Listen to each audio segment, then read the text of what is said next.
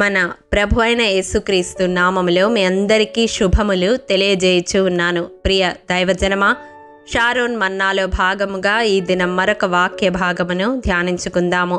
యెషయా గ్రంథము 41వ అధ్యాయము 10వ వచనము, నీకు తోడై ఉన్నాను.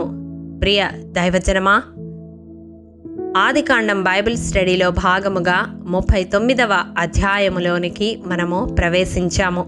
ఈ భాగములో యోసేపు జీవితంలో దేవుడు తోడై ఉన్నట్లుగా చూస్తాము. యోసేపు తన జీవితంలో దేవుని తోడు కలిగి ఉండుట వలన ఎటువంటి ఆశీర్వాదములు పొందాడో ధ్యానిద్దాము. మొదటగా అతడు వర్ధిల్లాడు. అవును ప్రియ దైవజనమా, మన జీవితాలలో ఆత్మీయంగా, శారీరకంగా, ఈలోకపరంగా వర్ధిల్లాలని ఆశపడుతూ ఉంటాము. దానికి మొదటి మెట్టు దేవుని తోడును కలిగి ఉండడం. రెండవదిగా, యోసేపు చేసినదంతయు అతని చేతిలో దేవుడు సఫలము చేసినట్లుగా చూస్తాము.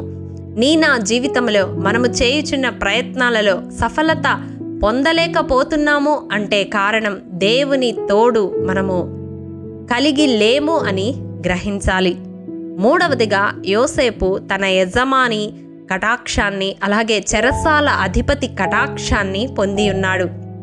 ఈ వాక్యము వింటున్న ప్రియ సహోదరుడా, సహోదరి, నీ జీవితంలో నీవు పనిచేస్తున్న స్థలములో నీ యజమాని కటాక్షము నీవు పొందాలి అంటే దేవుని తోడు నీవు కలిగి ఉండాలి. నాలుగవదిగా, యోసేపు తన యజమాని వద్ద నమ్మకత్వాన్ని పొందాడు. ఆ యజమాని తనకు కలిగినదంతయు యోసేపు చేతికి అప్పగించి వేశాడు. మరి మన జీవితాల్లో నమ్మకత్వాన్ని పొందుకోవాలి అంటే, ఇతరులు మనలను నమ్మాలి అంటే మనము దేవుని తోడును కలిగి ఉండాలి.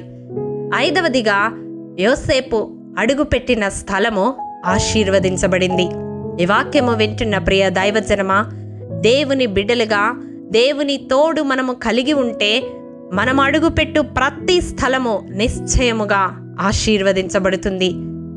మరి ఈ వాక్యము వింటున్న మన జీవితాలలో మనము దేవుని తోడును కలిగి ఉన్నామో లేదో స్వయంగా మనమే పరీక్షించుకొనడానికి దేవుడి దినం ఈ ఆత్మీయ సత్యాలను యోసేపు జీవితం నుండి బయలుపరిచాడు.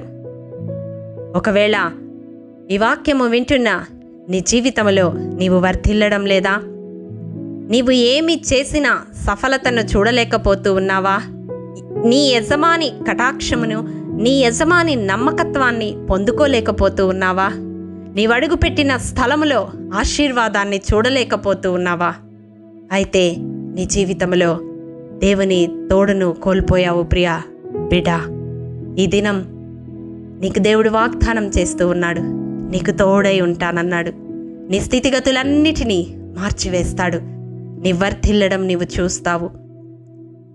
నీ చేతిలోని పని అంతా సఫలము కావడం నీవు చూస్తావు. నీవు జనుల కటాక్షమును పొందుకుంటావు. నీవు జనుల నమ్మకత్వాన్ని పొందుకుంటావు. నీవున్న స్థలము నిశ్చయముగా ఆశీర్వదించబడుతుంది. అయితే అట్టి దీవెన నీ జీవితంలో నీవు చూడాలి అంటే దేవుని తోడు కొరకు విజ్ఞాపన చేయి. ఈ ప్రార్థనలో ఏకీభవించు. మహాపరిశుద్ధుడా, మహాఘనుడా, నీ పరిశుద్ధ పాదములకు వందనములు. దేవా, విత్తబడిన వాక్యమును ప్రతి హృదయములో నూరంతలుగా ఫలింపచేయండి. ఎవరైతే ఈ వాక్యము విని యోసేపు జీవితంలో నీ తోడు కలిగి ఉండుట వలన అతను పొందిన దీవెనలను తెలుసుకున్నారో, అటు రీతిగా వారి జీవితాల్లో కూడా కలిగి ఉండాలని ఆశపడుతూ ఉన్నారో, అటువంటి ప్రతి ఒక్క బిడ్డను నీ కృపాహస్తాలకు అప్పగిస్తూ ఉన్నాను. తండ్రి, నీ తోడును వారి జీవితంలో కలిగి ఉండడానికి వారి ఆత్మీయ జీవితాన్ని మీరు రూపాంతరపరచండి. మీ సన్నిధిని సదాకాలము వారికి తోడుగా ఉంచమని యేసు అతి పరిశుద్ధ నామం పేరట అడిగి పొందుకొని ఉన్నాము తండ్రి. ఆమేన్. ప్రియ దైవజనమా, అనుదినము షారోన్ మన్నా ద్వారా అడగబడుచున్న నెంబర్ ఇన్ బైబిల్ క్విజ్ ప్రశ్నలకు సమాధానములు ప్రతి నెల మొదటి వారము కామెంట్ బాక్స్లో పోస్ట్ చేయబడతాయి. కాబట్టి గమనించి మీకు తెలియని ప్రశ్నలకు సమాధానములు తెలుసుకొనగలరని ప్రభు పేరట మనవి చేయుచూ ఉన్నాము. ప్రియ దైవజనమా, ఈ దినం నెంబర్ ఇన్ బైబిల్ క్విజ్ ప్రశ్న: ఎవరికి 100 దెబ్బలు నాటునంత కంటే బుద్ధిమంతునికి ఒక గద్దింపు మాట లోతుగా నాటును? మీ సమాధానం మాకు తెలియజేస్తారు కదూ. ప్రభు కృప మనందరికీ తోడైండునుగాక. ఆమేన్. ప్రియ దైవజనమా, ఈ దినము జన్మదినము, వివాహ దినము జరుపుకుంటున్న వారికి షారోన్ గ్రూప్ తరపున హృదయపూర్వక శుభాకాంక్షలు తెలియజేయుచూ ఉన్నాము. దేవుడు శ్రేయస్కరమైన ఆశీర్వాదములతో ఈ సంవత్సరాది నుండి సంవత్సరాంతము వరకు మిమ్ములను నింపాలని ప్రార్థిస్తూ ఉన్నాము. ఆమేన్.